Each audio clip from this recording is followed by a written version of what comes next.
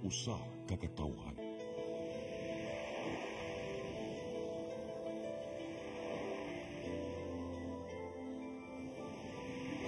Cebu Catholic Television Network.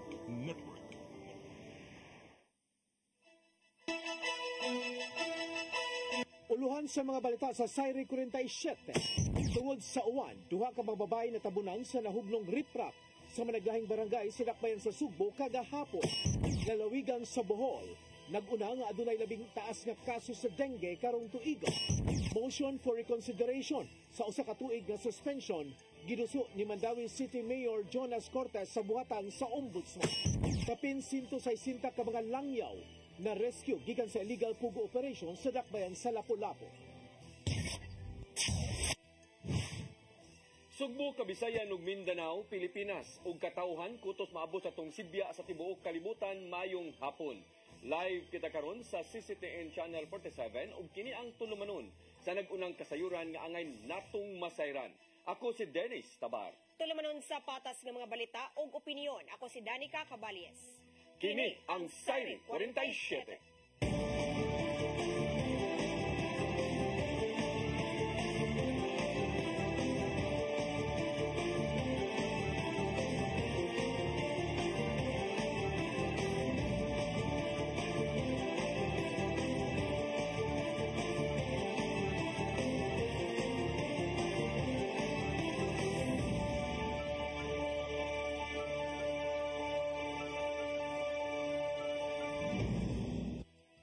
Karon sa kompletong detalye sa atong mga balita, duha ka mga babae ang nakabsan sa kinabuhi.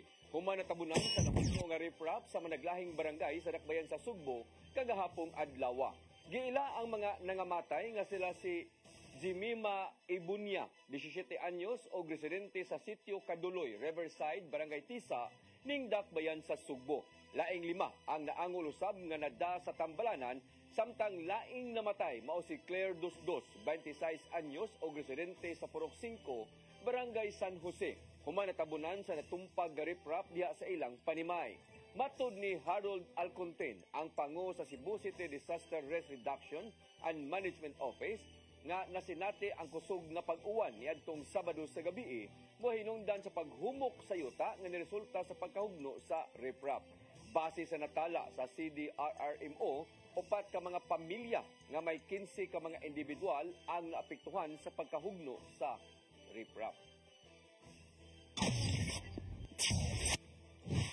Kagamahanan sa Dakbayan sa Sugbo may pasalig nga mutabang sa pamilya sa duha ka mga nakalas human natabunan sa nitumpag nga riprap sa Kinalumsan River sa Buhisan Road ug sa Barangay San Jose. Kini resulta sa kusog nga uwan nga nasinati sa Dakbayan tungod sa habagat. Ang kasayuran hatod ni Shariza Mayoy. Gipasaligan ni Cebu City Acting Mayor Raymond Alvin Garcia nga tabangan ang ginikanan na sa 17 anyos nga babae nga namatay human nga maunlaki og riprap sa ilang balaya diha sa Barangay Tisa, Dakbayan sa Sugbo. Kinuman nga gipersonal og bisita sa Acting Mayor ang dapit ug gikahimamat ang mga ginikanan sa biktima. Matod ni Garcia nga kung mapamatud-ana nga adunay kalapasan sa balaod ang construction company nga nag-iya sa riprap, pasakaan gayud kini og kasong kriminal ug sivil. Well, suko kay ko ganina, of course, no? Kay akong gipasusi if number 1 naabagyo fencing permit, no? Number 2 naabagyo building permit. In other words, if there were permits that were issued or that have not been issued and then they went ahead with the construction, then that is already a violation. Naging nagbisita ni Garcia karong buntaga, mao ang dapit kung diin nahunlak sab ang paril nga mao hinungdan sa kamatayon sa usa ka 26 anyos nga babae sa Barangay San Jose, Dakbayan sa Sugbo nga gipanag-iya sa ka prominente nga pamilya. Matod niya nga iyang paimbestigahan sa Cebu City Environment and Natural Resources kung CINRO o sa City Disaster Risk Reduction Management Office ang naitabo aron na nga patubagon ang responsable nga mananag-iya sa luna. Ilabi na akong mapamatud-an nga luna kini kalapasan sa balaod. Same as katong last time, I will repeat it, manubag yun ang tagihan ni ngayuta. And based on the investigation that we will make, if there is findings nga sala yun nila, and again, violations to the laws have been committed, then di ta magpanuko o file o mga cases, either criminal or civil, against those involved. Atong sa pakigso si Garcia sa dapit, uban nga mga opisyales sa City Hall nga ang maong nahunlak mao ang natural waste, hinungdan nga nihumok ang yuta, dayon didto dayon naigo sa panimalay sa biktima. Sherry Zamay-Uy, CCTN News. Lalawigan sa Bohol nag-una sa mga dapit nga adunay taas nga kaso sa dengue karong tuiga. Maong nahukman sa ilang gobernador nga ipaubos ang maong probinsya sa dengue outbreak. Ang kasayuran ihatod ni Gian Navarro. Sa ihap gikan sa Department of Health 7 as of August 17, naguna ang lalawigan sa Bohol nga dunay taas nga kaso sa dengue lukop Central Visayas. Ning tuiga ana sa 5,165 ang nataptan nini karong tuiga, diin 11 na ang namatay. Tungod dinhi nahukman ni Gobernador Erico Aris Aumentado nga ipaubos ang lalawigan sa dengue outbreak. Gandam silang provincial government ang 3 million pesos aron ipalit og intravenous fluids kun IV fluids og dengue kits ngadto sa mga nasakit. And naanabot tayo additional na emergency purchase na 9 million para i-support na to aning dengue na to na outbreak sa Bohol. Ipunyag niya nga nagtinabangay ang DOH-7 o ang ilang provincial health office alang sa kampanya Batok Dengue. Sama na lang sa paginumdum sa mga kabarangayan nga maghinlo ng taon sa palibot aron dili nakapangitlugan sa ubang mga lamok, ilabi na katong mga nagdala og dengue virus. May balik ang mga LGUs, ang mga barangay na dapat atong limpyuhan ang atong mga palibot. Ibutan ang gidaghanon sa mga nangamatay sa dengue, mas daghan ang Cebu Province, diin anaara kini sa 14. Sa mauusab nga ihap gikan sa DOH-7, gisundan kini sa Bohol nga adunay 11 ka mga tawo ang namatay. Unom gikan sa Negros Oriental, 3 sa Cebu City ug usa sa Mandaue City. May pahinumdum ang DOH-7 ngadto sa katawhan nga tumanon pirmi ang ilang awhag nga 4S batok sa lamok nga dunay dengue. Sama lang sa pagpangita sa mga kapangitlugan sa lamok aron makontrolar, pagprotehir sa kaugalingon gamit ang insect repellent o taas nga sleeves, paghiling sa doktor kung adunay sintomas ug itugot ang fogging sa ilang dapit. Kini aron dili na matakboyan sa uban ang dengue, ilabi na nga ting-uwan na karon. Gian Navarro, CCTN News.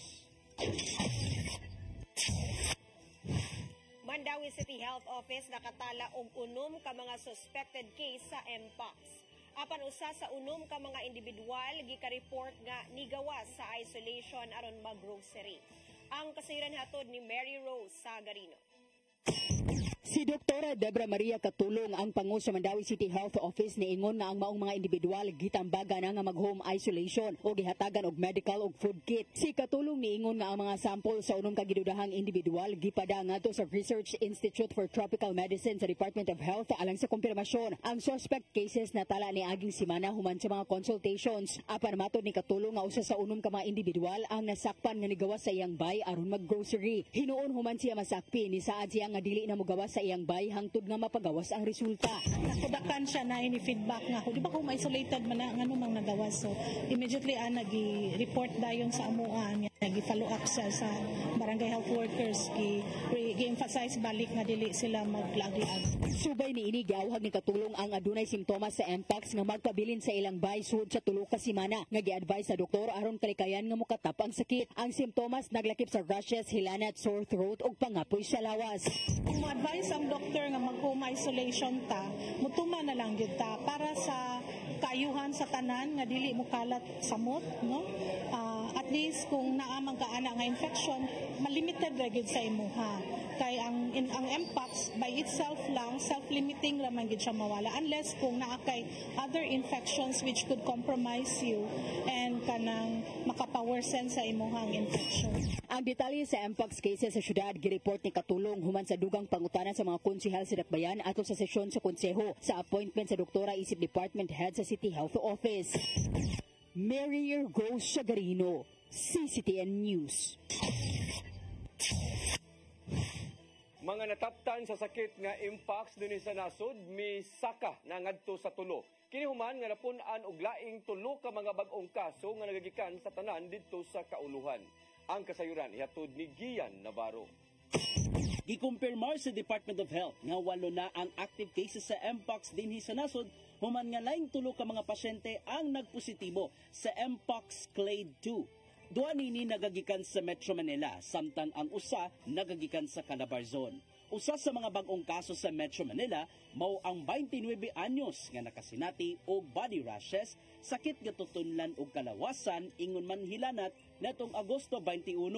Ang mong pasyente adunay naka-sexual contact apan wala pa nakalarga sa bisan unsang bahin sa kalibutan sulod sa 21 ka adlaw sa wa pa ni patimaw ang mga sintomas. Samtang ang laing kaso mangusa ka 34 anyos nga nakasinati og susamang sintomas niadtong Agosto 27 ug gitug-an nini nga nagka-sexual contact siya sa tulo ka lain-laing partner sa wa pa nitumaw ang mga sintomas. Dugang panini, 29 anyos ang edad sa kasong nagagikan sa Calabarzon nga walay travel history apan adun nagyapoy na sexual contact.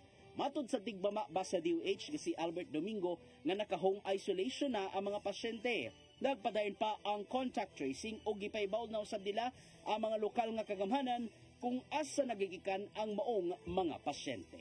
Gian Navarro, CCTN News. Gipasidunggan sa Department of Health 7 ang mga tunghaan sa Central Visayas nga nagsiguro og maayong panglawas ngadto sa matag tinun-an. Ato kini sa Healthy Learning Institution Awards nga gitambungan sa mga kadagkuan sa DOH 7, Department of Education 7 ug ubang local officials. Matod sa DOH 7 nga gituyo nila ang maong pag-ila aron makita ang nagpakabana ang mga kadagkuan sa matag tunghaan ngadto sa panglawas sa matag estudyante. Awhag sa ahensya ngadto sa mga school heads nga magtinabangay gihapon aron magmalungtaron pa ang kahimsog sa mga batan-on. Ubos sa Universal Healthcare Law, gihatagan og pagtagad sa DOH 7 ang mga eskwelahan nga nihimo og inisyatiba sa maayong panglawas.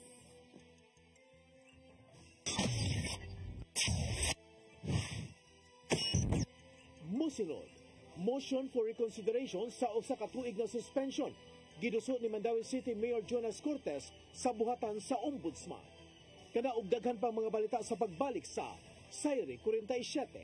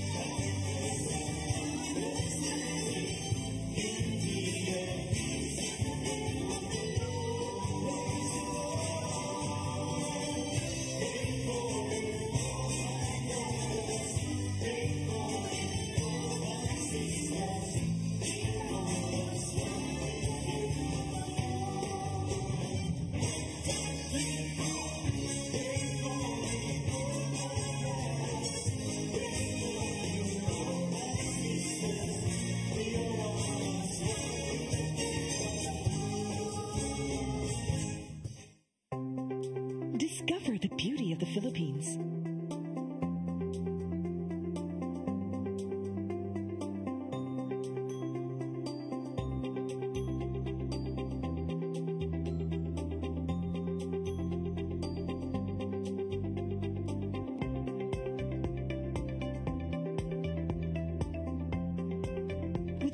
Philippine Airlines, the country's flag carrier.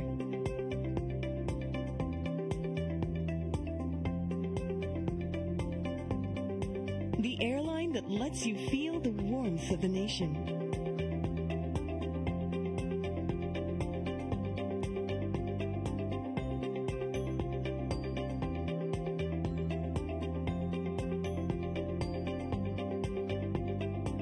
Mabuhay.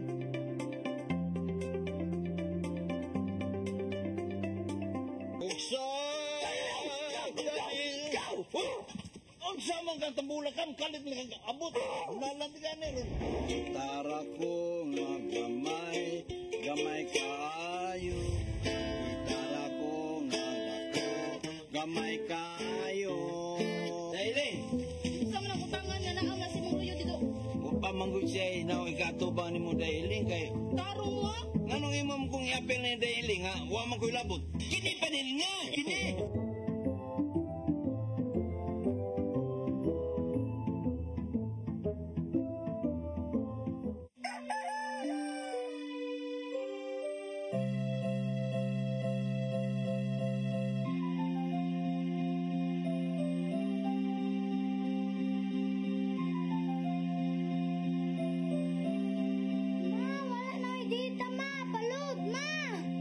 Sorry ma'am, na-late ko. Nangita pa mong gusto para internet sa kong anak ma. Ay, wala na yung problema. Pag-sinisibo! Sinisibo, sinisibo. For your internet connection. And for the signal of your cable TV. So fast and straight the transmission to your home. Sinisibo! Sinisibo, sinisibo. Offers you to have fiber optics. For your viewing experience, perfect and clear so fast. So great and affordable for you to enjoy. Sinisibo. Sinisibo Television Network Incorporated offers fiber to the home broadband internet bundled with fiber to the home cable TV connection.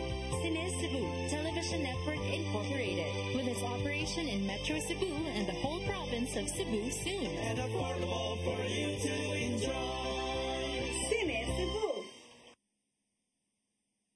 Barangay chairman o kagawa, di hahaba rin kapalpakan nila. Eh kung may matitino, mapuputo talaga yung katino. Dapat lumalagablab. Dito sila nang gigil. Ano yung national daw si Polong. Kung ayaw ninyong mapersonal, nagliliyab. Maski pala ka pa ay nadidetect daw nila. Eh ayaw lang. Gusto nilang tumirang sa loob ng KOD si Kumpante sa heartbeat. Umuusok ang bawat balita na may kinalaman ang taong bayan. Iliglig, siksik at umapaw na kurukuro na may kasamang kirot at pawanan. Ano ngayon? Ano ngayon? Makisa at makino. Ano ngayon? Ano ngayon?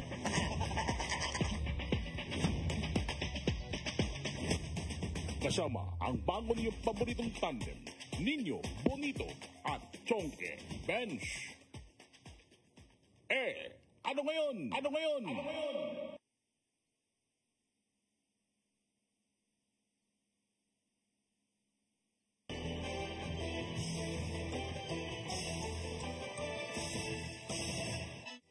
Balik sa atong mga balita, suspended Mandawi City Mayor Jonas Cortez ni duso og motion for reconsideration sa Office of the Ombudsman. Kini may kalabutan sa kasong giatubang nga miresulta sa pagkasuspenso sa usa ka tuig. Ang kasayuran ihatod ni Mary Rose Sagarino. Midusog motion for reconsideration si suspended Mayor Jonas Cortez ngadto sa Office of the Ombudsman. Si Cortez gihatagan og napo ka adlaw sa pagsangat sa motion for reconsideration gikan sa pagdawat sa notice din ang deadline karong adlaw. Si Mandawi City Administrator Attorney Jamal James Kalipayan niingon nga si Cortez ni sangat sa iyang motion for reconsideration ni adtong Huwebes sa Ombudsman main office tungod kay didto man gihimo ang desisyon. To dismiss the kanang case no kunya if ever gani na sila finding gyud nila kuan nga ma-dismiss to lessen the penalty if ever. Si Cortez gisuspenso sa ombudsman og usa ka tuig tungod sa grave misconduct sa pag-appoint og unqualified officer in charge sa City Social Welfare and Services Office niadtong tuig 2022 nga gikonsidera nga unlawful. Sa desisyon nga gipirmahan ni Graft Investigation and Prosecution Officer Napoleon Regan Malimas, kininagkanayon nga ang silot sa grave misconduct mao ang dismissal sa serbisyo bisan sa unang kalapasan. Apan tungod kay walay aligasyon ug walay nakaplagan nga ang irregular nga pag-appoint gitambungan sa mga elemento sa korupsyon, gisuspenso sa ombudsman si Cortez og usa ka tuig. Mary Rose Shagarino, CCTN News. Suspended Cebu City Mayor Michael Rama mitataw nga wala siya mubiya sa mga kaalyado siyang partido nga Barog Team Rama. Sukwahi kini sa nanggawas nga taho nga nagbungkag na ang ilang political party. Ang kasayuran ni hatod ni Shariza May Uy. Hugot niya gimakak sa suspended Cebu City Mayor Michael Rama nga mibiya na siya sa kalyado sa Barog Team Rama humana sa pangangkon ni Cebu City Councilor Pastor John Alcober man nga wala malakip ang iyang pangalan sa listahan sa nalakip sa line-up sa eleksyon 2025. Apan iyang gipasabot nga siya maoy gibiyaan sa iyang mga kaalyado nga konsehal, ilabi na nga kanunay niya kining tawagan apan wala na kini sila motubag kaniya. Kung sabay na ilang karon, hindi naman ka makahinom mo. Nandiri ho. Bukta na ko, klaro ka na. Ilalang ng istorya. Dapat na ho. Pero, di naman sa manubag, telepono na ko. Muna itinyoon. Kani karong adlaw iyang gianunsyo ang mga posibleng nga line-up niya nga umaabot ng eleksyon nga silang incumbent Councilor Noel Wenceslao, Attorney Joy Pisguera, Philip Safra, Franklin Ong, Dondon Hontiveros o South District Representative Congressman Edu Rama. Ginganlan sab niya ang lakip sa iyang mga kandidato nga mao silang Ermita Consel Maria Pino, Ernest Herrera, kani Budget Officer Attorney Jeron Castillo, City Administrator Attorney Colin Rosel, kani SP Chairman sa Barangay Tisa Sonia Cal, CCMC Director Dr. Peter Mangkao, Kamputaw Barangay Councilor Harold Go ug anak ni ini nga sa Attorney Mikel Rama. 30 ka buo. Ang diya sa 30 ka buo, ano diya, kumaon ang 20 ka buo na inibot sa October, somewhere thereabout, muna yung ayat sa certificate of candidacy. Shariza May Uy, CCTN News. Lapu-Lapu City Mayor Junard Ahong Chan naghatod karong hapon nga sa gi-issue niyang cease and desist order ngadto sa Tourist Garden Hotel ug 5 ka mga negosyo sud sa compound niini. Nasuta nga maong mga negosyo adunay mga business permit apan wa sila masayod nga gigamit na diay ang maong establishmento sa illegal nga binuhatan. Ang kasayuran ihatod ni Crystal Joy Filerca. Human nasuta ni adtong Sabado nga adunay giingong illegal nga pogo operation sud sa Tourist Garden Hotel compound sa Barangay Agos, Lapu-Lapu City. Ni-issue karong adlaw og cease and desist order si Mayor Junard Ahong Chan aron sa pagpahunong sa operasyon niini ug sa tanang matang sa negosyo sud sa maong compound. Nga mao ang Cyberhouse Corporation, Nanyang Zonjing Tobacco Corporation, Huayan Realties Incorporated, Royal One Suwo KTV Corporation ug ASEAN Golfing International Trade Corporation. Matud sa mayor nga ang maong mga nahisgotang negosyo adunay mga business permits ug managlahi ang mga tag-iya niini. Apan wala sila ideya nga gigamit na diay sa illegal nga operasyon ang maong mga establishmento. Online scam using their establishment, kaning ilang establishment nga gilukatan nila permit nato, nga dunay mga illegal nga mga activities nga ilang gipaygayon. Tungod niini, sigun sa mayor nga libkason ang mga permit sa maong mga establishmento. Ang ilang liability because tungod kay para kanato gigamit ang ilang establishmento niining illegal na activity. Kinanglan atong i-revoke ang ilang permiso. Okay, kung himo na nimong taming, himo nimong front, niya gigamit nimo sa illegal, first, sa una, gigamit nimo into legal. But right now, because of this, nga ni apply sa ila, isod, nga moabang sa ilang lugar, nga gigamit sa illegal, that's a different story. So, we need to close the said establishment. Karong hapon, giserve na sa mayor ngadto sa maong hotel ang maong cease and desist order. Dugang niya nga kanunay nagpahigayon og random inspection ang Lapu-Lapu Business Board apan wala sila'y namatngunan nga kadudahan sud sa maong compound. Samtang niadtong nilabay nga buwan, human sa mando ni Presidente Ferdinand Bongbong Marcos Jr. nga iban ang mga illegal nga pogo operation sa tibok nasod, ni anunsyo ang mayor nga walay pogo sa Dakbayan.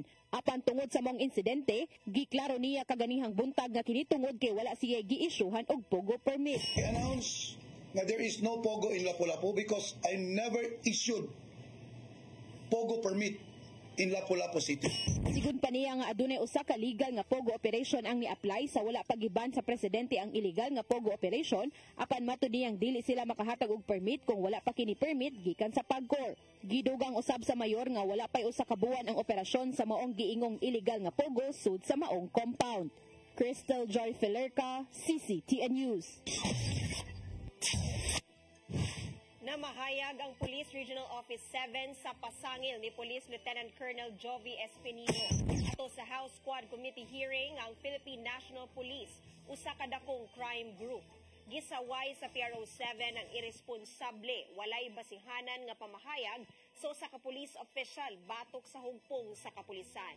Ang paghulagway sa PNP nga usa ka dakong crime group, usa ka pagyaga-yaga ug pagdaot sa imahen sa kapulisan.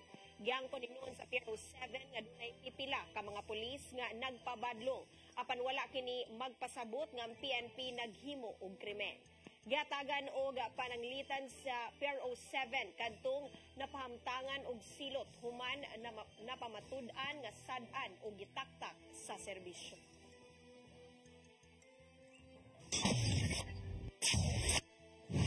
Libuan ka mga ginikanan sa tinun-an sa Dakbayan sa Mandawi ug Lapu-Lapu nakadawat og ayuda pinagi sa Tulong Eskwela Program. Ang hinabang gikan sa AKA program sa Department of Social Welfare and Development ingon man tupad sa Department of Labor and Employment. Ang kasayuran ihatod ni Crystal Joy Filerca. Nakadawat og tag 3,000 pesos ang 1,200 ka mga ginikanan sa tinun-an sa Senior High School sa Mandawi pinaagi sa Tulong Eskwela Program sa nasudnong kagamhanan. Ang 1,200 ka mga senior high school parents mao ang first batch sa payout sa Mandawi. Sila ang lakip sa kapin 1.3 million nga mga ginikanan sa senior high nga benepisyaryo sa Tulong Eskwela Program sa administrasyon ni Presidente Ferdinand Bongbong Marcos Jr. Mato ni Congresswoman Emery Lollipop Uwano Dizon nga moabot sa kapin 6,000 ang benepisyaryo sa Mandawi diin aduna pa mosunod nga mga payout. Samtang 951 ka mga ginikanan sa Dakbayan sa Lapu-Lapu nga adunay mga anak na nagtungha sa senior high school mao benepisyaryo sa ikaduhang adlaw sa paglusad sa Tulong Eskwela Program ni adtong Sabado. Gipanguluhan gihapon ang maong payout ni Congresswoman Cindy Chan tungod kay ang maong bag-ong programa inisyatiba sa House of Representatives. Matag usa kanila nakadawat og tag 4,680 pesos human sa ilang napo ka adlaw nga community service. Matod sa kongresista nga aduna pay laing makabenepisyo sa maong programa tungod kay 3,000 ang ilang target beneficiaries nga ipaagi sa tupad. Crystal Joy Filerca, CCTN News. Musunod, kapin 160 ka mga langyaw na rescue gikan sa illegal pugong operation sa Dakbayan sa Lapu-Lapu. Kanaog daghan pang mga balita sa pagbalik sa Saire 47.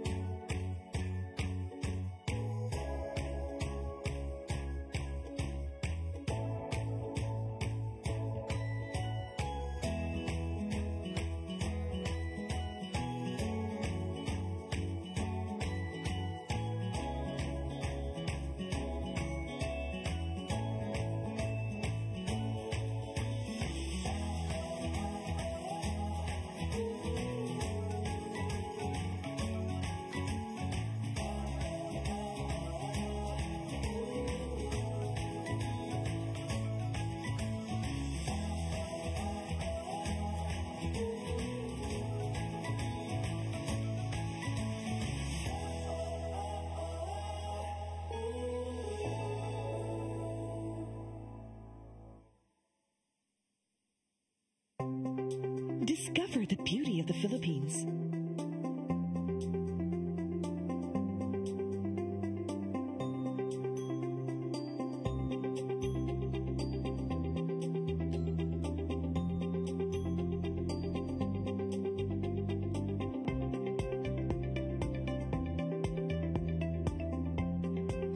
With Philippine Airlines, the country's flag carrier.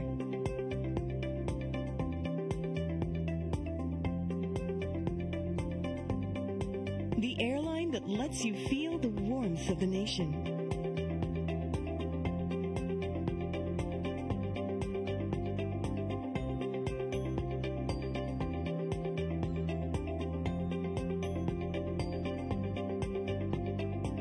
Mabuhay!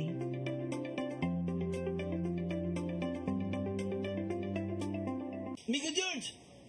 Oh, ako? Naon sa maning tanawa niyo? Kalma lang ni Godido. Sira ko nito. Wala mo susuli. Sa'yo na. Oh, kano sa ba ka mo mabutan? Murag mao siguro na inyong hiwata. Oh, pagdagsa mo ni.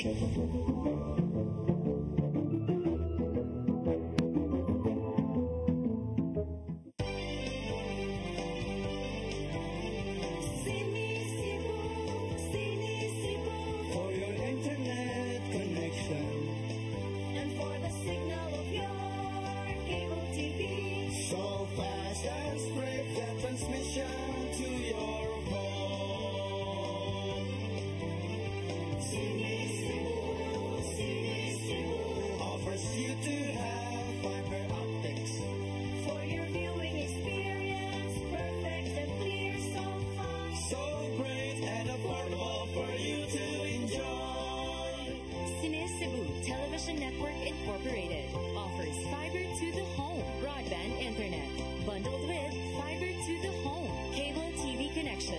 Cine Cebu Television Network Incorporated with its operation in Metro Cebu and the whole province of Cebu soon. For your internet connection And for the signal of your cable TV. so fast and straight the transmission to your home.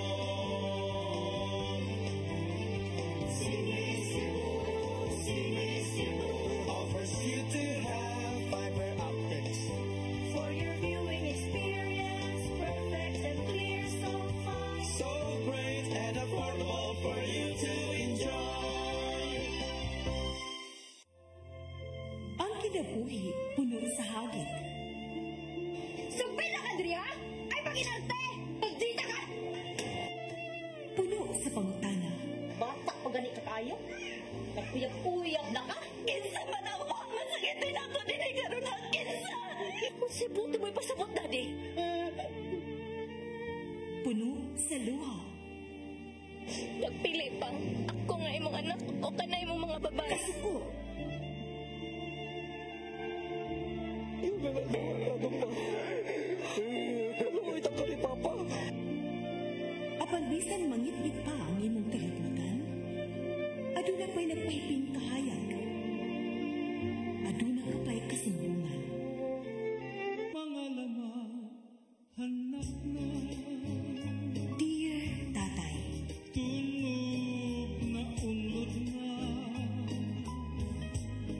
Ngamong handungan. Wailaing pagi aron masabtan nato ang Biblia. Kinahanglan nga doon na tayo relasyon kang Jesus. Hangtod sa lain atong panaguban, daghang salamat siya. Tunog na unod na. I am the God that healeth thee. I am the Lord your healer. I sent my word and healed your disease.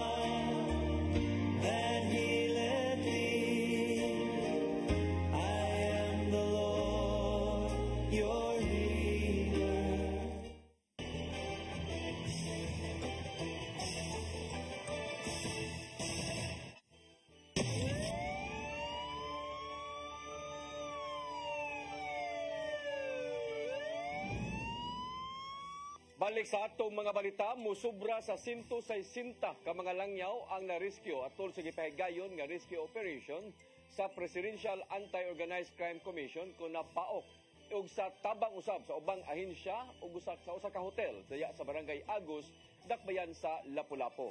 Atol sa mga operasyon, nasuta nga dunay giingong illegal nga pugo operation sud sa maong compound. Ang kasayuran ihatod ni Cristel Joy Filerca. Musubra sa 160 ka mga langyaw ang na-rescue human gi-raid ang usa ka Philippine offshore gaming operator kun Pogo Hub sud sa Tourist Garden Hotel compound sa Barangay Agus, Lapu-Lapu City ni adtong adlong Sabado. Nangunay ang mga personnel sa Presidential Anti-Organized Crime Commission kun PAOCC ug National Bureau of Investigation 7 kauban ang Interagency Council Against Trafficking, Bureau of Immigration, Armed Forces of the Philippines, Department of Social Welfare and Development kun DSWD-7 ug Lapu-Lapu City Police Office. Matod ni Winston Romeo Casio, ang PAOCC spokesperson, nga ang maong raid na pahigayon subay sa hangyo sa Indonesian Embassy, human nakiikyas ang tulo ka mga Indonesian gikan sa maong Pogo Hub. Duha sa mga biktima ni duso og kaso batok sa operator sa maong hotel sa tinguhang masalbar ang uban pang mga kauban niini. Apan ato sa maong operation, imbis mga Indonesian lang ang sagupon, naaktuhan nilang adunay scam farm sa maong hotel nga gi-operate sa na-rescue nga mga langyaw gikan sa China, Malaysia, Myanmar ug Taiwan. We created a operational plan to rescue all of these foreign nationals. So this is actually a rescue operation. We were just here to rescue the Indonesian nationals. Kaya lang pagdating po namin dito, in flagrante delicto, caught in the act, nakita namin merong mga scam farm dito. Adunay mga cellphone o computers nga nakitaan sulod sa facility nga gituohang mao gigamit sa illegal nga mga binuhatan. Gikumpirmar ni Casio nga 100% kining illegal nga pogo tungod kay matod pa niya walay pogo sa Cebu Province nga may lisensya. Nasuta sa PAOCC nga 5 sa mga administrator sa mong Pogo Hub nagikan sa Pampanga nga ni-eskapo human kini gi-raid. Kini mao'y unang illegal nga operasyon sa Pogo nga nadiskubrihan sa Visayas human sa nationwide nga pagban ni Presidente Ferdinand Bongbong Marcos Jr. Cristel Joy Filerca, CCTN News. Police Regional Office 7 padayon sa ilang monitoring sa mga establishmento nga posibleng dunay operation sa Pogo. Human kini sa pagluwas sa mga langyaw sulod sa usa ka Pogo Hub sa Dakbayan sa Lapu-Lapu. Ang kasayuran hatod ni Arnold Bustamante. Malampuson nga narunda sa hinusang pwersa sa National Bureau of Investigation, Presidential Anti-Organized Crime Commission, Bureau of Immigration, Interagency Council Against Trafficking ug Department of Social Welfare and Development lakip na sa Department of Justice ang usa ka hotel nga nanimutang sa Barangay Agos sa Dakbayan sa Lapu-Lapu nga nag-operate matod pa og pugo sa mga operasyon dulan sa duha ka gatos ka mga langyaw ang na-rescue nga naglangkob sa mga Chinese national, Indonesian ug taga-nasod sa Myanmar. Dinhi nasuta nga bisan sa kabanduan ni Presidente Ferdinand Bongbong Marcos Jr. nga iba na ang mao nga matang sa sugal apan doon na paghihapoy nagpabilin nga nag-operate nini nga patago. So beninimato ni Police Lieutenant Colonel Jerdy Spilare, ang spokesperson ni Police Brigadier General Antonio Abirin, hepe sa Police Regional Office 7 nga nagpadayon ng ilang monitoring apan doon na sila mga establishmento nga gipangsusi nga posibleng doon na aktibidad sa Pogo. Ongoing nga atong monitoring regarding sa Pogo, and we have some establishments being looked upon for possible activities related to Pogo. No? Amo lang i-assure sa publiko na sa amo nang gikaingon sa una, dili mo undang ang Police Regional Office 7 sa pag-conduct og monitoring related to Pogo. Sinari nga nagtuo sila nga aga mga nagpadagan sa Pogo na kini sa mga high-end nga mga subdivision o mga dagkong establishmento nga strikto ang gipatuman nga seguridad aron walay mga paduol nga bisan 15 nga tao. Sama sa Pogo Hub sa Depensa na Lapu-Lapu nga lisod ang pagdetect kuno sa gipanghimo sa mga langyaw nga nag-abang og duha ka building sa inila nga hotel sa Barangay Agos. Tungod nini dako og matabang kung dunay mga local persons nga nasa sulod nagtrabaho ang mutugan sa kapulisan labot na sa illegal nga operation sa Pogo aron mahatagan dayon nila kini og aksyon. Makita ninyo itago gid nila unya inigawas sa mga empleyado or sa mga nagtrabaho dito nakaban dili makita ang sulod, no? They are trying to hide this. So it's very important that na ay mga concerned citizens nga mo coordinate yun sa kapulisan or sa lain-laing ahensya sa gobyerno para mahibawaan nato kung ang usa ka area na ipog. Tungkol karon ang pagkikalayon sa kapulusan sa matag establishmento lakip na sa mga exclusive subdivision subay sa kasayuran nga nakuha nga nakin na nag-operate sa maong mga lugar tungod kay lisod ni mamonitor una na nga may pahibaw ang tao kadto na pay pogo operation sa Central Visayas partikular na sa probinsya Subo apan wala lang sila magsaba kung asa kini tungod kay nagpadayon pa ang ilahang validation. Arnold Bustamante, CCTV. Laing drug din sa Sitio Andang, Barangay Labangon, Dakbayan sa Sugbo ang gibungkag sa mga sakop sa PDIA 7 uban sa Labangon Police Station kagabi. May resulta usab kini sa pagkasikop sa tulo ka mga tao apil na si Jima Rosal nga mo'y target sa operation sa drug din o maintenance.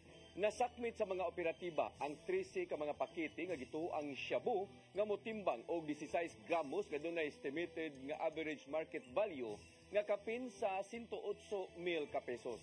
Matod ni Leah Alcantara, ang information officer sa PDIA 7 nga kalapasan sa Republic Act 9165 ang giandam nga kaso batok sa mga dinakpan. Pipila ka mga deboto sa Balaang Bata mihangop sa ipatumang dress code policy sunod sa Basilica Menore del Santo Niño. Gipatuman sa mga paring Agustino ang maong lagda human nagagamay na ang giandam nilang panapton ngadto sa mga adunay mubong sinina. Ang kasayuran ni hatod ni Gian Navarro. Nimando ang mga paring Agustino sa Basilica Menore del Santo Niño de Cebu nga ipatuman ng dress code sa sulod sugod karong Oktubre 1. Pasabot nini kinahanglang obserbahan sa mga manimba ug managkot ang saktong sinina sulod sa simbahan sama lang sa t-shirt ug pantalon sa mga kalalakin-an ingon man taas-taas nga sayal sa kababayen-an. Giangop raynon sa mga nakabasa ang maong mando online nga naglikay sa mga mubong sinina sama na lang sa sleeveless, sando, mubo nga shorts ingon man grabing gisi-gisi nga pantalon. O yun hinuon ng mga deboto nga nainabi sa news team bahin sa mong lagda. Okay ra karsonis bro kaya ako sir kay gikan mo gumi sa City Hall sir mao ning na wala ko nag-speak ba makapanagkot ko Senior Santo Niño. Samtang nakita ning laing deboto nga pinasubay ra usab sa mga gipangtudlo sa simbahan ang maong dress code. Kasi awag manghapon na to ning pangalagad sir kay usam sad ni sa atong pagkatao diri sa kalibutan sir mission man ni nato isip sa Katoliko nga aduna tay disiplina nga atong pagpadako sa atong ginikanan ba doon na po'y natay masabtan ba nga ang simbahan day dili na day angay nga murag manggugyan ng yaga-yaga sir ba. Matod sa media director sa Basilica nga si Father Jules Almeres nga sadyang gitugutan ang shorts ug mubong sayal gipagamit ang mga tao og panapton ngadto kanila. Apan nagkaanam kini og hurotod kay adunay uban nga gidala na lang og nakalimtan na lang og balik. Mga panahon nga usahay ang mga tapis pod nga gi-provide sa Basilica mga wala. So moto nga siguro okay dili na ta mag-provide og tapis but we will just re-implement na lang no this dress code para makaibaw sa gid ang mga tao kung asa gid sila unsa gid ilang dapat mga suluban. Duwag kini nabantayan sa mga paring Agustino nga nagkaluag ang restriction sa sulod kung isigutan ang pagsinina. Maong nahuk manusab sa mga kaparian nga ibalik ang ilang dress code sugod karong Oktubre 1. Gawas sa mga ipang-display nga streamer sa gawas o sa social media posts, ipaagi nila ang maong abiso atol na sa Santos nga misa. One month pa kaya gihatag na murag kind of leeway no before October 1. So karon murag intensive gid ang among pag-announce sa information about this dress code policy. And mauawan sa mga kaparian ngadto sa matag deboto nga sundon ng dress code aron hayan mapatunhay ang pag-obserbar sa pagkabalaan sa Basilica. Kay sama sa mga gipangtudlo sa simbahan, kinalang tahuron ang mga balaang lugar sama lang sa saktong bisting nga isulob at tubangan sa Ginoo. Gian Navarro, CCTN News. Mo kadtong naglangkob sa atong mga balita sa Sayre 47, ako si Dennis Tabar. Ako si Danica Caballes, sangtod ugma sa inyong paboritong tulumanon. Sayre 47.